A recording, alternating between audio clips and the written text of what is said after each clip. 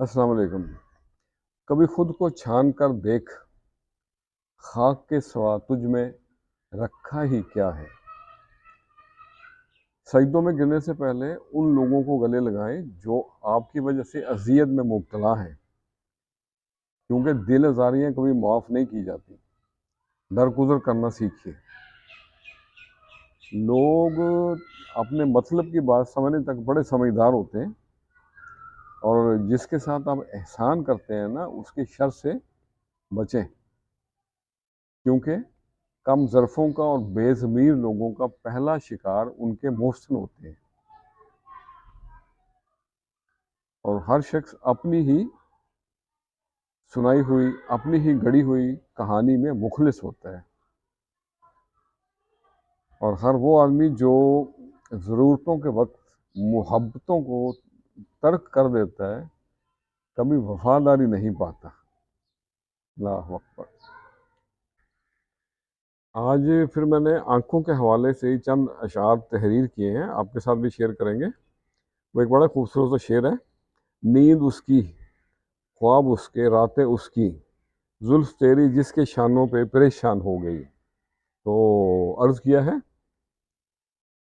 تیری آنکھوں میں ڈوب جاتے ہیں، تیری آنکھوں میں چین پاتے ہیں، تیری آنکھوں میں خار تو میرے پاس رہتے ہیں، پھول کھلتے ہیں تیری آنکھوں میں۔ بے گھری کا عذاب جھیلیں ہیں، بے گھری کا عذاب جھیلیں ہیں، گھر بناتے ہیں تیری آنکھوں میں۔ اور اگلا شعر ہے،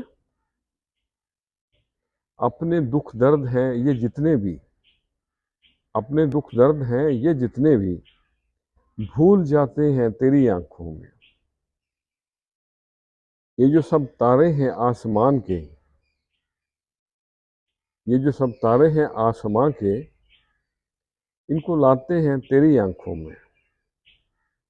اور اگلا شعر ہے، جام و سبو یہ محفلیں ساری، جام و سبو یہ محفلیں ساری لگی رہتی ہیں تیری آنکھوں میں۔ اور مقطع ہے، سوئے ہیں آنکھیں نیاز کی لیکن، سوئے ہیں آنکھیں نیاز کی لیکن خواب دیکھے ہیں تیری آنکھیں، خواب دیکھے ہیں تیری آنکھوں میں، ڈوب جاتے ہیں تیری آنکھوں میں، چین پاتے ہیں تیری آنکھوں میں۔ تو آج کے لیے اتنا ہی۔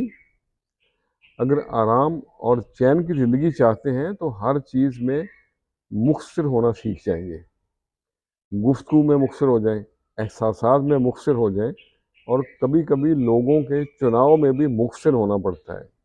خوش رہیں اور سب کے ساتھ آسانیوں کا سبب بنیں۔ السلام علیکم۔